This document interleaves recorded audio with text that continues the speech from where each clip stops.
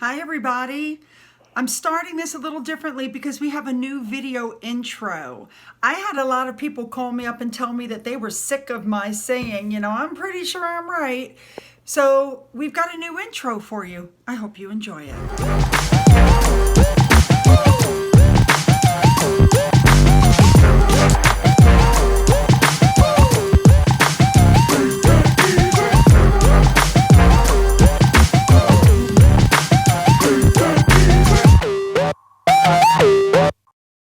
Hello and good morning, everybody.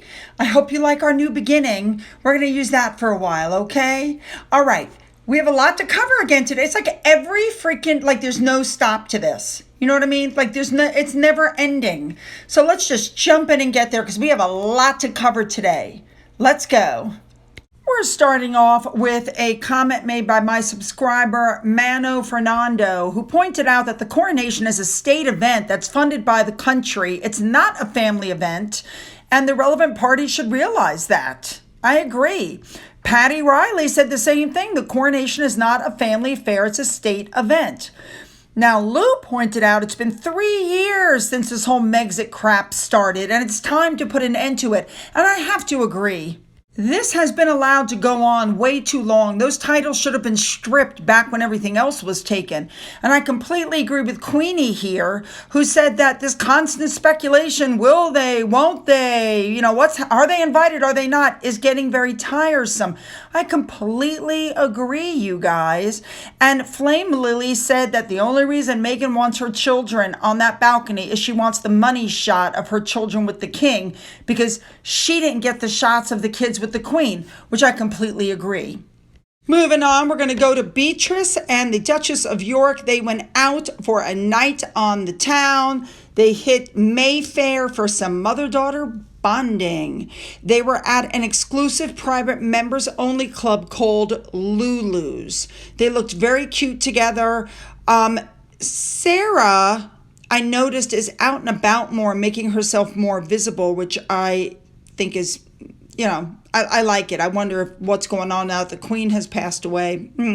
Anyway, the club is owned by Robin Burley, who is son of Mark Burley, who owns Annabelle's on Berkeley Square. So the two of them hopped into their car and drove off. Now, I love these shoes. These are Charlotte Olympia pumps, which Fergie's been seen wearing in the past. She looked adorable. I'm glad they had a good night out. All right, moving on. Next up, Princess Anne, the Princess Royal, and her husband, Sir Tim Lawrence, were seen at the first leg of the Doty Cup 555 right at Kingsholm Stadium in Gloucester. Looking good. Next up, the Princess of Wales went this morning to Landau Fort College in Derby. The reason she went there, and oh my gosh, you guys, I hope I'm saying this correctly. She was there with Captain Preet Chandigarh, and she was there to celebrate her return from her solo expedition across Antarctica. She broke the world record for the furthest unsupported solo polar expedition in history. Now that's some girl power for you. Love it. Wait a minute, is Catherine hugging her and touching her on the arm? I thought Britons didn't like that sort of thing. All right, moving on. The blazer that, by the way, just FYI, the blazer she's wearing cost a big $35, I want to say dollars. It's 36 pounds, if you can imagine that.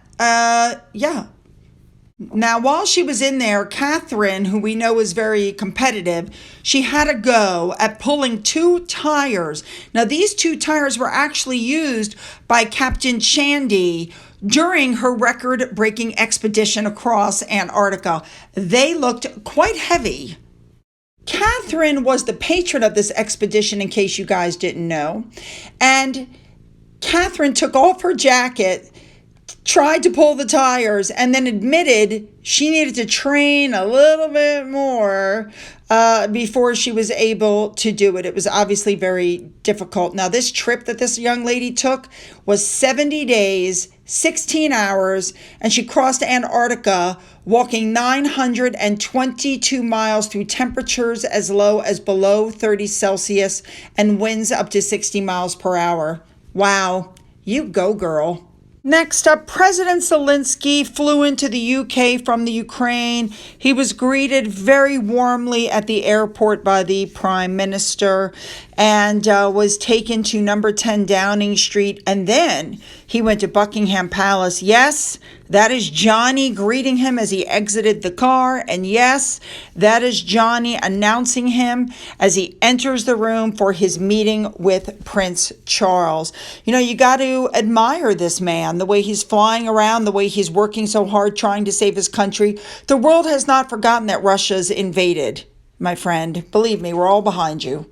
Next up, King Charles and Queen Camilla were out and about today at York, the cathedral. They were at a cathedral, and they were hosting the first royal Maundy service in the reign of King Charles III. Now, while they were there, they went around to different businesses. One of the places he went to was Bangla Restaurant, where he was shown around. And this is what they do. He looked great. Now, when this was over, they went on to their next venue. They were in Brick Lane in London, meeting charities and businesses, including individuals involved in the anti-racism movement from the 60s and the 70s. They went to the Bangladeshi community, which came out and said that the king was inclusive and supportive. Now, we already knew that, but it's nice to see it in print. You guys know what I'm saying. You know, one of the things I like about visits like this is, okay, they're in the UK and they're there, but you might as well have been in Bangladesh. Watch this.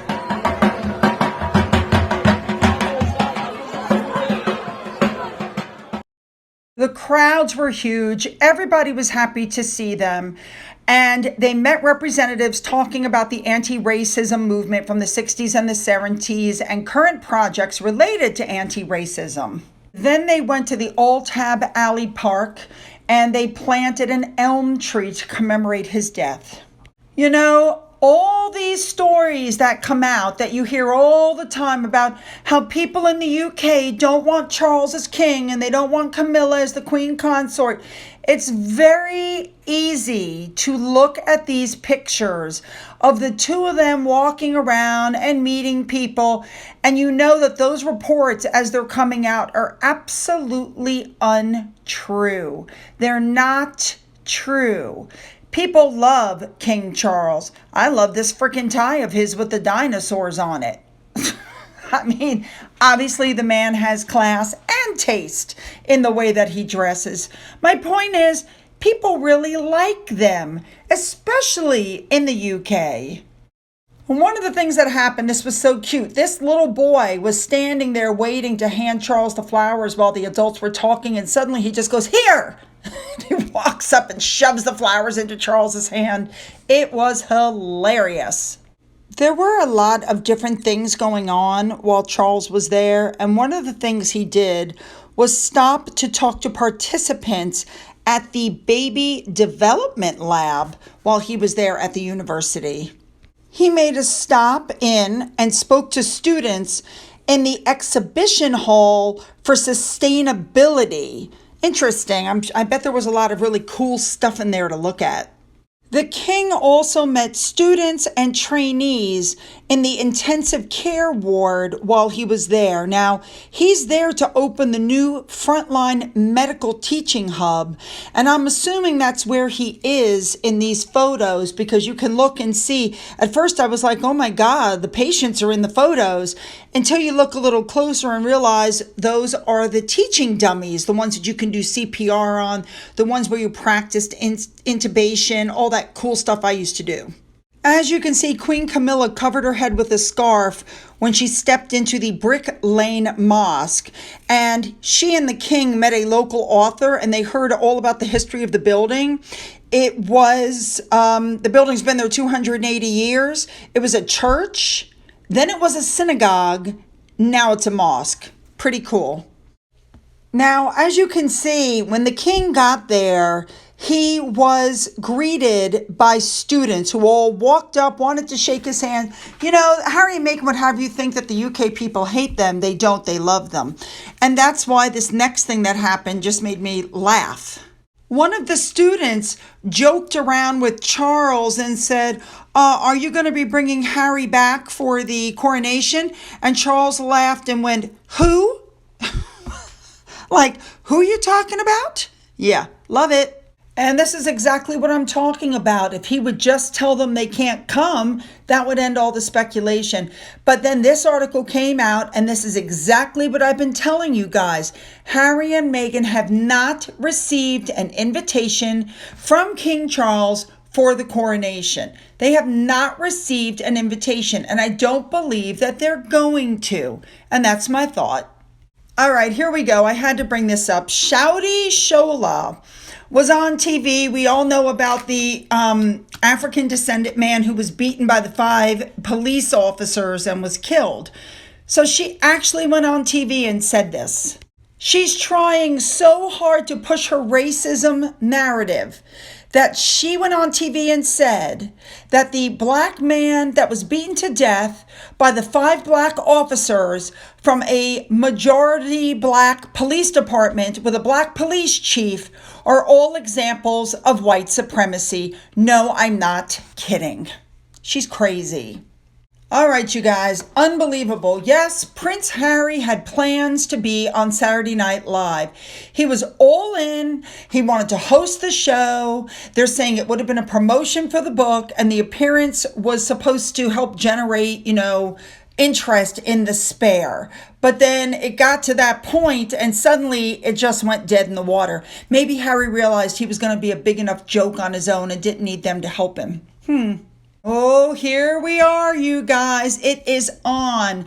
Samantha Markle gets to her attorneys get to cross-examine Harry and Meghan and take depositions from them. Now, up until now, you should know that Harry and Meghan have refused to answer any questions. They refuse to even engage with the attorney. They've basically just been ignoring the lawsuit while they file paper after paper to try to stop the lawsuit, and they have failed miserably. You guys should know that one of Meghan's attorneys filed papers that said, and I'm quoting, that it could cause harm with unnecessary discovery, that the harm caused would be very real. I don't understand how discovery can cause harm unless you're caught lying. And we all know that she's been caught lying before. She's being called. Harry's being called. It's being reported, it's not confirmed, but it's being reported that Markle's daughter, Ashley Hale, Jason Knopf, they're all being called. This is going to be good.